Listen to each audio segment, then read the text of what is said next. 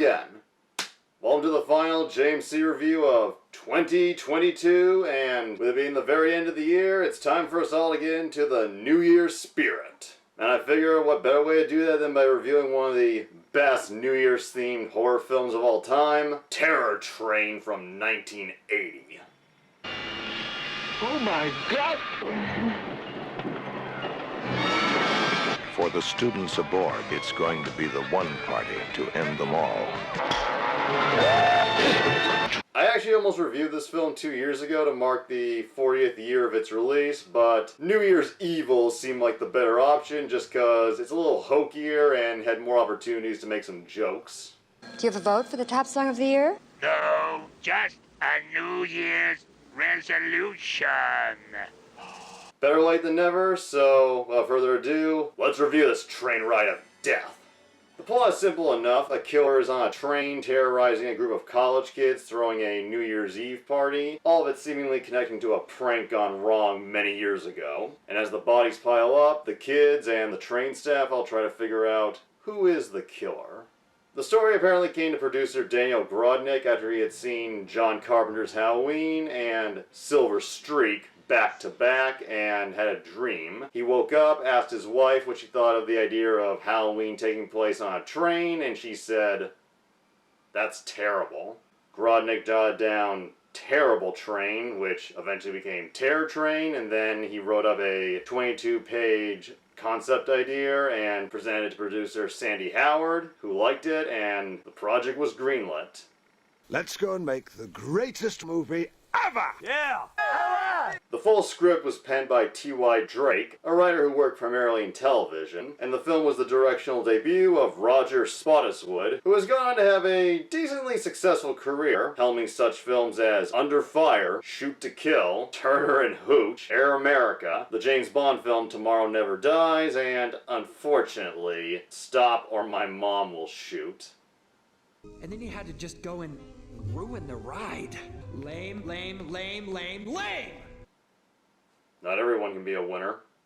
Wanting to further copy Halloween, Daniel Grodnick successfully snagged Jamie Lee Curtis in the lead role. Curtis actually shot Terror Train back-to-back with another 1980 slasher film, Prom Night.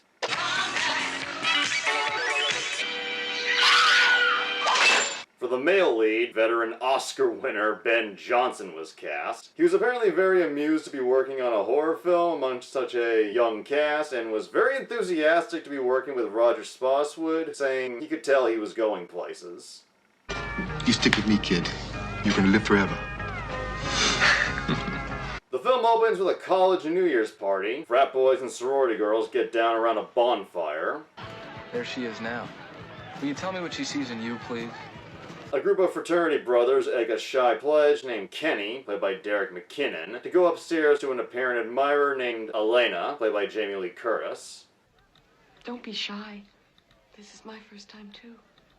It's soon revealed to be a cruel prank where the person in the bed is actually a corpse stolen from the local medical school.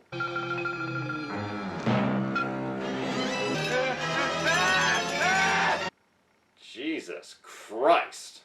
Elena seems to have been unaware of this part of the prank.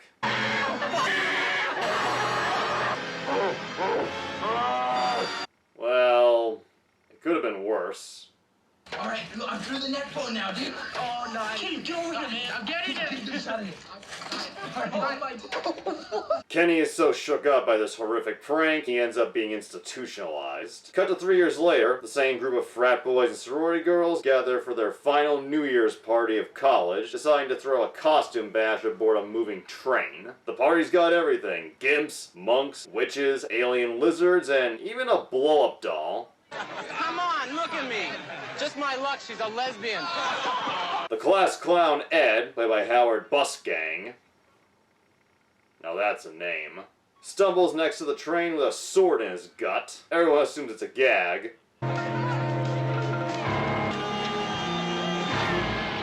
Only it's not. Nice makeup job. Stop fooling around, man. A mysterious killer places Ed's body under the train, having it crushed, and dons his costume, the iconic Groucho Marx mask from the poster, to sneak around undetected. The party gets underway with the train's conductor, Carney, played by Ben Johnson, making sure the journey goes as smoothly as possible. Elena chats with her best friend Mitchie, played by Sandy Curry, about the end of college, where they go from here, and how they'll always be friends. I am gonna miss you like crazy. We're always gonna be friends. You know, I had two best friends in school once, and we were pretty close, the best of buds. We all swore we'd keep in touch after school ended, so whenever I watch this scene, all that goes through my head is bullshit. During the party, the group reminisces on the prank. Elena is the only one who seems genuinely remorseful. The group's leader, Doc, played by Hart Bachner, has no remorse and shows he is still a right cunt. Guess what I put in the stuff I gave those dorks? You asshole. Some viewers might recognize him for playing Harry Ellis, the cokehead, scumbag businessman from the original Die Hard, and it just seems like this guy was born to play characters you love to hate. Maybe you're pissed off at the camel jockeys, maybe it's the Hebes, Northern Ireland. It's none of my business. The killer's next victim is Jackson, played by Anthony Sherwood. He appears to recognize him before getting his ass cut up like Wonder Bread. Oh my God, no! Like Ed, the killer switches into his costume. As the killings go unnoticed, the students are entertained by a magician, played in his only non-self acting role by David fucking Copperfield. It'll seem to be sticking, and if we keep turning it, it'll look like the quarter will seem to seal itself. With his sexy assistant, he dazzles and impresses the kids, all except Brother McPutz. Mitchie, who's dating Doc, sees him sneaking off with Elena's boyfriend, Mo, played by Tommy Weber, and a few girls. Jealous, she bumps into Lizard Man, assuming it's Jackson. She tries to seduce him to get back at Doc, almost leading to some Shape of Water shit. Well, you know what they say. But alas, it is not so.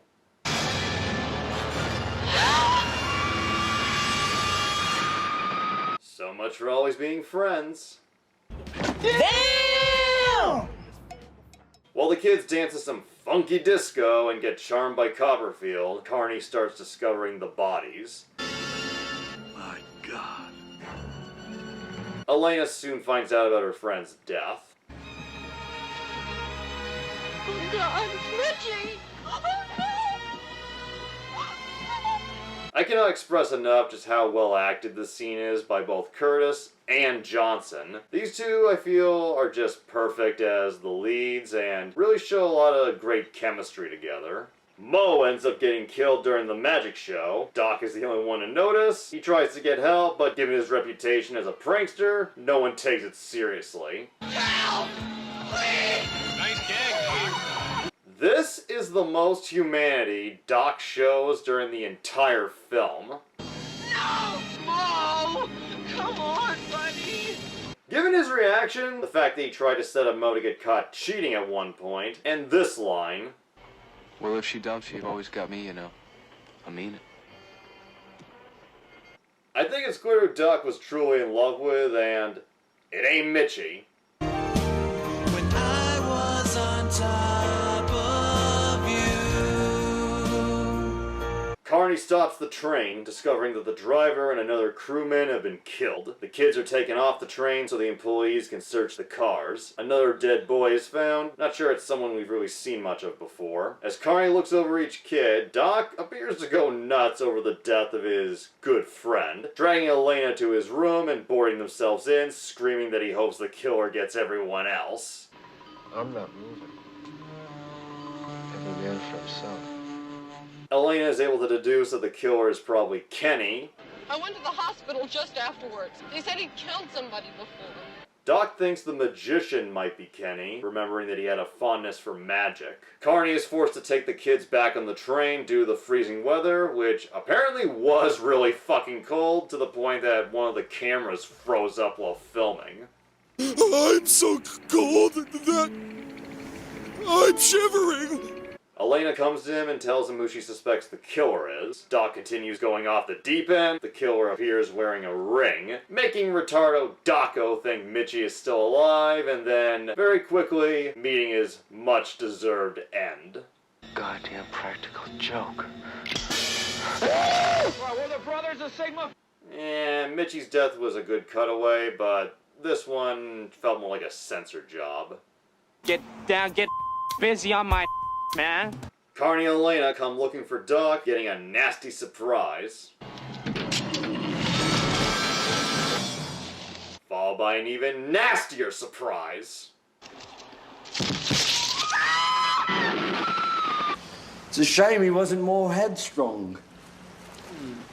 Believing the magician is the killer, Carney escorts the kids and the lovely assistant out and locks old David inside. One of the frat bros tries to storm the car to avenge his friends, but Carney stands tall and puts the little punk in his place like a fucking boss. One of the crew members escorts Elena to an old room to get some rest while he stands guard. It doesn't end well for him. The killer, donning Mitchie's witch costume, tries to take out Elena, who, in a funny twist, gets the drop on him using a familiar sex toy. In traditional slasher cliche mode, she stupidly turns her back and walks away, but that retarded bit of writing is quickly made up for with one of the most intense and brutal final girl fights you will ever see in a slasher film. We got earring ripping, throat choking, eye poking.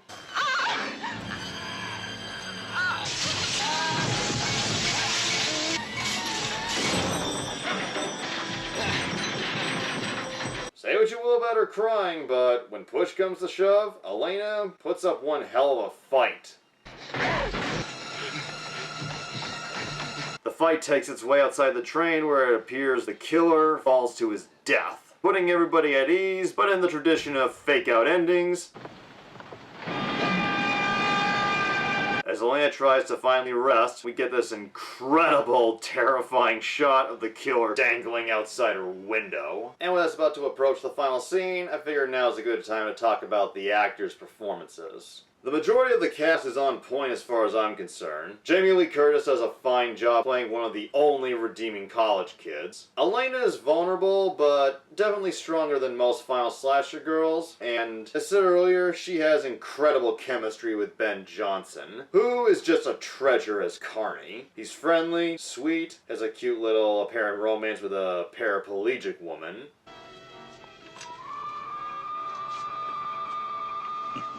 I think you get along with Tom Green pretty well.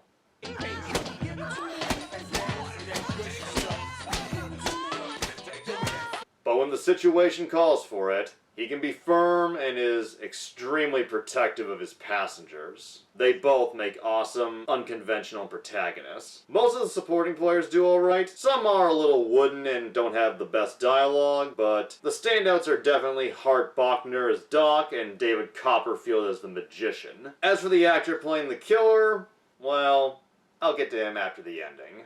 And back to it, after getting comforted by a girl dressed as Cleopatra, played by Dee Dee Winters, who would later become known as the 80s music sex symbol, Vanity, Elena goes walking around the train, checking out the magic props, leading to the discovery of the magician's body.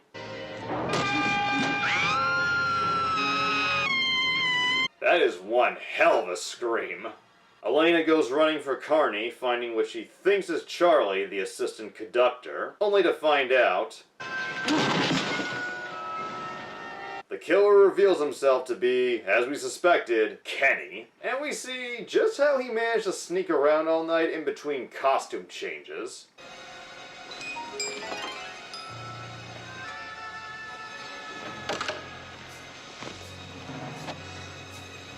The reveal of Kenny as the killer is not a big shock, but the way it's revealed is an incredibly well done and decent twist. Elena tries to apologize for the prank, but he's having none of it. He demands she kiss him, calling back to the beginning. Kiss me.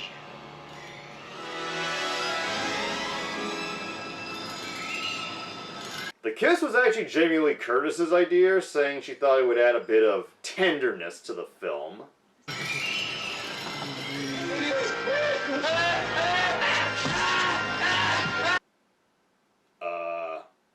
Okay. Kenny goes berserk, and it seems like Elena is history, but Carney comes in at just the right moment to knock Kenny's ass off the train.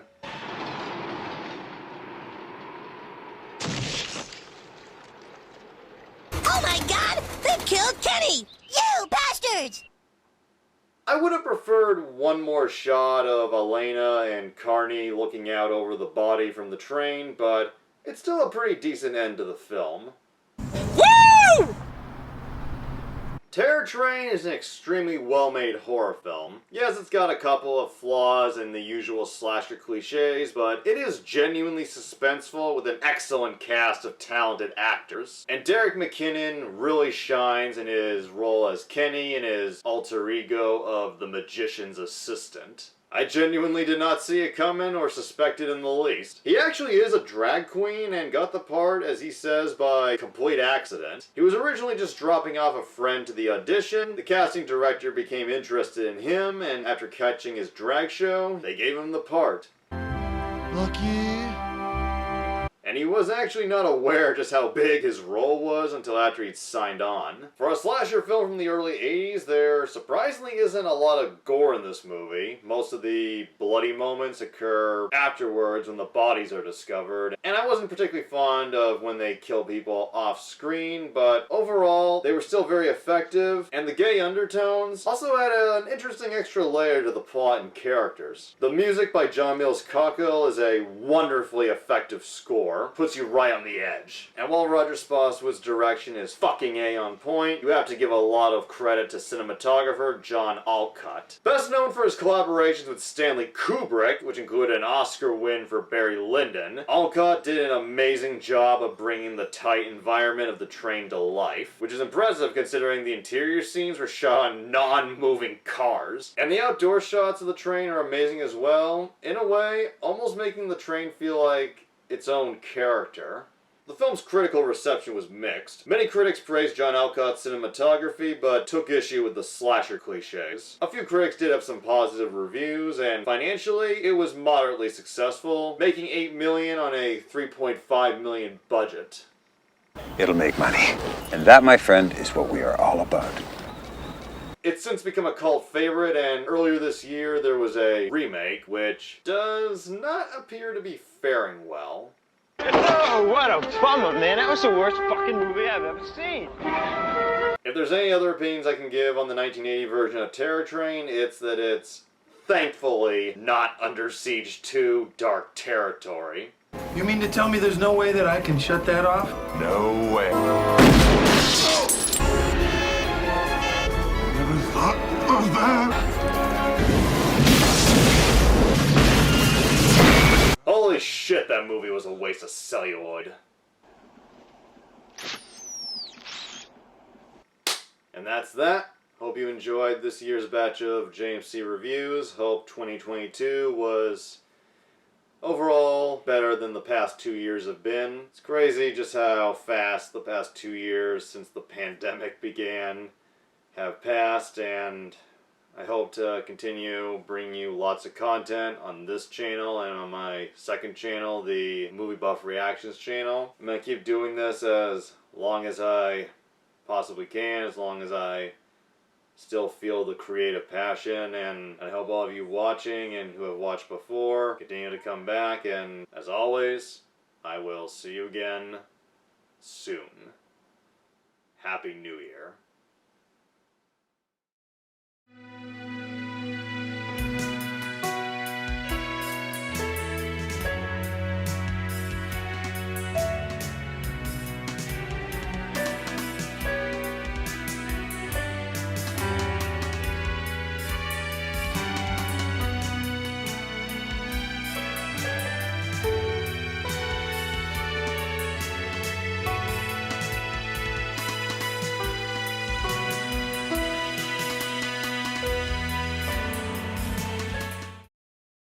I know he's in there. Doc told me so. Fucking bastard. I have an offer.